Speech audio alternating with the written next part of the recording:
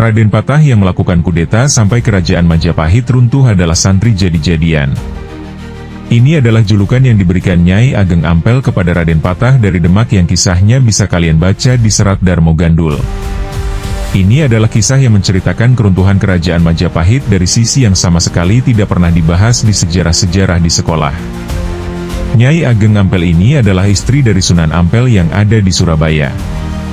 Dulu mereka berhubungan dekat dengan Raja Majapahit. Saat Majapahit dikudeta Raden Patah, Sunan Ampel sudah meninggal. Tinggal Nyai Ageng Ampel sendirian di Surabaya.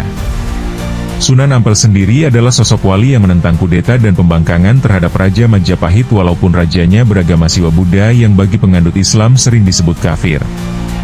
Meskipun rajanya kafir, tapi selama masa pemerintahan Raja Majapahit umat Islam diberi kebebasan dan perlindungan sehingga bisa berdagang dan menyebarkan agama. Ketika Nyai Ageng Ampel mengetahui bahwa Majapahit telah dikudeta oleh Raden Patah, ia adalah orang pertama yang menangis dan kecewa atas kelakuan Raden Patah. Ia semakin geram saat mengetahui bahwa kudeta tersebut ternyata direstui dan didukung para wali dan juga bupati muslim setanah Jawa.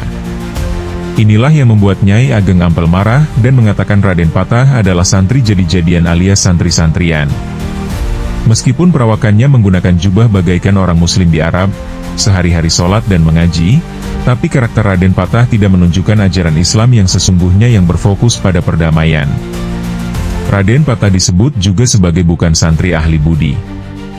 Di masa kerajaan Majapahit, agama Siwa Buddha disebut juga sebagai agama budi. Sebenarnya ini tidak terbatas pada Siwa Buddha saja.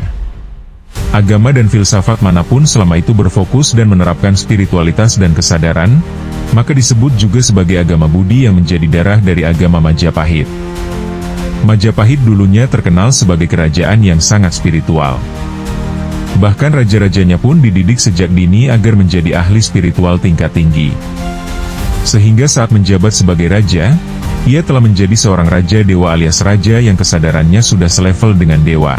Dulu saat para ulama masuk ke Jawa pertama kali dan menyebarkan Islam, mereka berfokus kepada ajaran tasawuf yang selaras dengan agama budi. Tapi lama-lama muncul ulama-ulama lain yang melenceng dan menyebarkan agama menjadi lebih materialistis.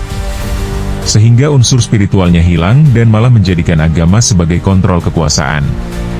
Inilah yang bikin orang Jawa setelahnya langganan dijajah sama bangsa asing, bahkan sampai sekarang.